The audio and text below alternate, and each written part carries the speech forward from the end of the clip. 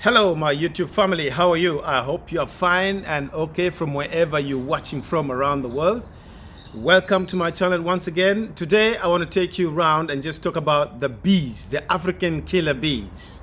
So come with me. Let's go take a walk and talk about bees. Yes, guys. So this is sort of like our makeshift a workshop right out here, just besides the fish ponds that need to be done. These are African Kenyan top hive beehives, and we actually made them ourselves. But they're out of use now, as you can see, because they had they were attacked by termites. So we decided to remove them and replace them with a different type of beehive. And the one that is there now is a Langstroth beehives. We made them right here. Some of you might have watched the videos. But let's go down to where the new beehives are located.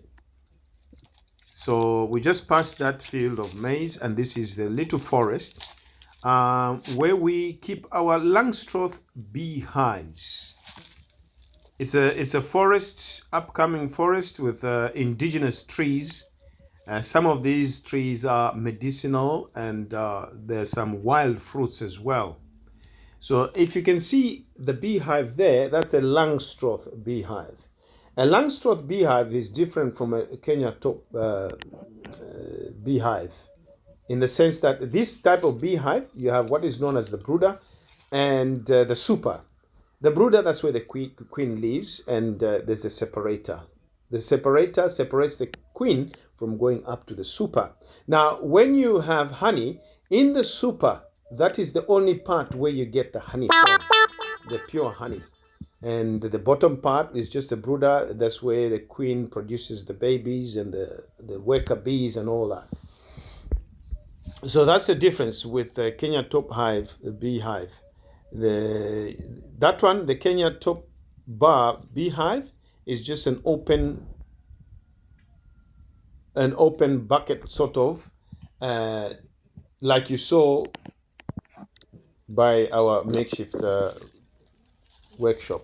So this is a Langstroth, and already we got some bees. If you can see, they're in and out, they're going in and out. So we have the bottom section, that is the brooder section, and then the top part, that is the super. Yeah, so the super doesn't have any larvae, babies, and all that kind of thing. So this is a Langstroth as well, but a super was not placed on that one. But we got some bees in and out of that one as well. So here we also have, this one is occupied as well. So we got some bees in there, and these are actually due for harvesting. Yeah, so we got one super on top there, so we might later on add on maybe 2 more supers on top of those, so that we can have more honey. Yeah, can you see? There's quite a lot of bees over there by the entrance. They're going in and out. And these are African bees, very, very vicious. When you come to this area here, you need to be dressed up for the occasion. So just besides our apiary, we have this little field where we just recently harvested some maize, and there's 1 or 2, maize that need to be picked up. It wasn't a very good, harvest. I don't understand. I think because it rained so heavy, it was so heavy, the rains were very overwhelming. Something strange happened here in this field. We found an egg buried in a cup, in this bottle, in the ground here. So my guy, my helper Isaac, was thinking perhaps this is some kind of black magic that people have used on our fields, because it's not the first time we've discovered this. Last year we discovered the same on the other field at the bottom of this farm. So we are becoming very suspicious what's happening.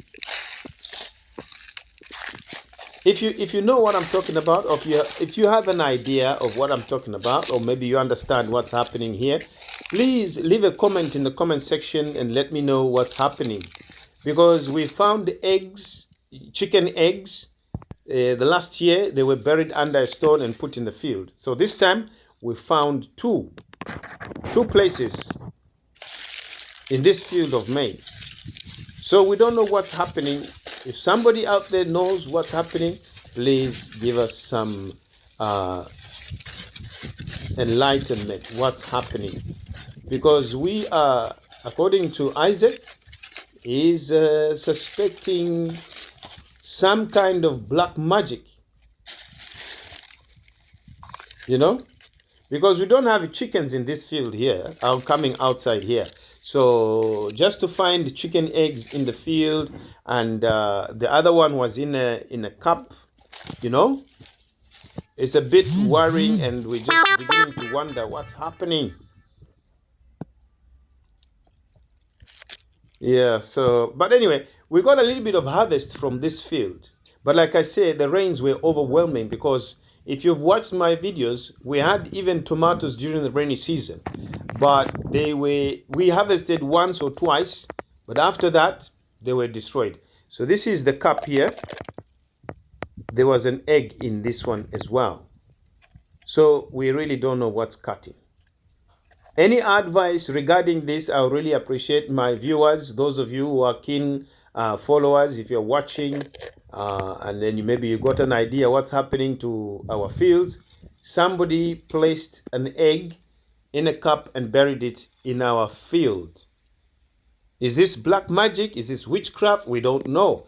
Please let us know so that we don't become suspicious and start worrying and having sleepless nights. Yeah, so yeah, that's Africa for you. Strange things happening. But we got a wall fence on one section of our farm, and we are yet to build to enclose the whole farm with a wall fence. The other section is not yet complete, but in good time we will. So this is the first field that is closer to the house, and we've been using this field to grow maize. We used it to grow soya beans in the other year. And opposite here we have one forest, but we are not using that forest for anything. We had initially put some beehives before, but they were attacking us because the house is just nearby over there. So yeah, so these are some of the maize that remaining that Efeso is collecting. So these maize, we are going to use them to make feed for our ducks, because we have a new addition to the farm. We have ducks, chicken, and also we have guinea fowl. So we planted some soya beans on the other farm, and we're going to mix the two, prepare them, and then it will be feed for our chicken.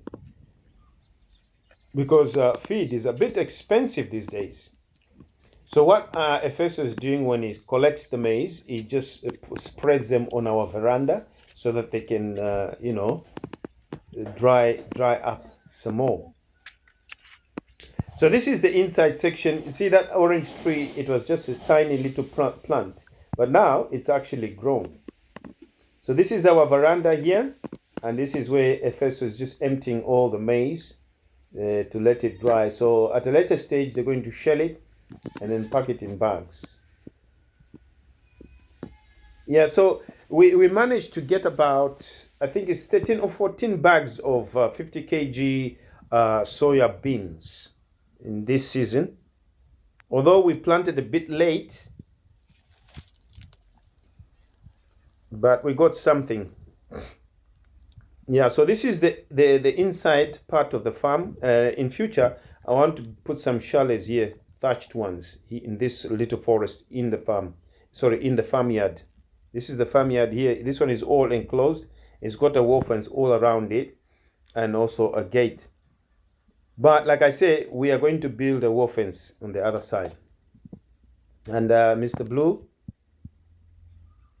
did have a problem previously, but Mr. Blue is okay and ready to rock and roll. Yeah, the timing on the timing belt, when they removed the injector pump to have it serviced, they missed the timing just slightly, and so we had a problem. That's the maize, and yeah.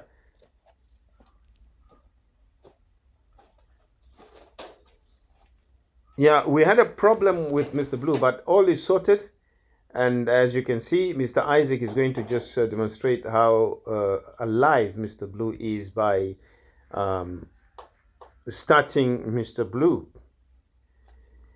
Yeah, so the timing was out, and each time we try and start Mr. Blue, it was a very hard start.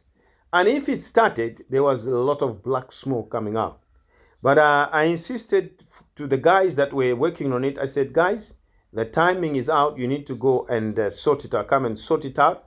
And which they did, and they actually found that the timing was out of place. So when they set it to the point where, where it was previously, immediately they started it. It was just a one kick start, and Mr. Blue was as good as new, as good as we know Mr. Blue. So Isaac has just put some water in there, in the radiator, and he's going to start it. He's going to crank it, and then, yeah, Mr. Blue is okay. We are actually planning a trip with Mr. Blue to go to Samfya and many other places in Zambia. But there's one other issue we need to make sure that is okay before we can go embark on this journey. On the crankshaft pulley, there is a nut. The threads are a bit worn out, so we need to replace that or make new threads on the crankshaft itself, so that when we tie that bolt, it ties the pulley, that runs the fan belt and the alternator. That way, we will be safe to travel to Samfya, the northern province of Zambia, and perhaps also maybe Mwinilunga, Misolwezi, and many other places like Mongu, and also southern province. So we are planning to embark on a tour of Zambia.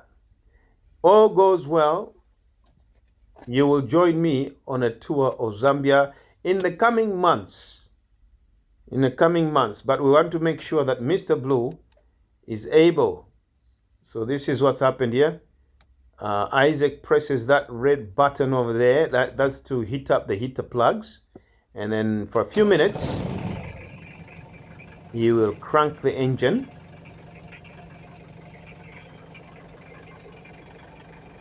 There we go. So Mr. Blue has cranked, or rather crying. Yeah, so I checked the gauge. I think it needs some diesel top up. See, the gauge is a bit on the low side, as you can see from there. So we'll need to top up the fuel so that we don't have an airlock. So that is Mr. Blue for you, running very nice without any issues. It's one kickstart, and so far so good. We are very, very pleased to get Mr. Blue back to normal. Like I say, I will keep you updated in the next coming months. We are planning, hopefully, to go to certain places, different places within Zambia, just to explore some places we've never been to, my wife and myself, and perhaps one or two of our friends. So Mr. Blue is sounding very good. So I want to put the carrier on top, and so we can carry stuff, katundu, when traveling. So that's Mr. Blue. Sounds like a tractor, but very powerful engine. So I don't know where you're watching from. I really appreciate you for tuning in today.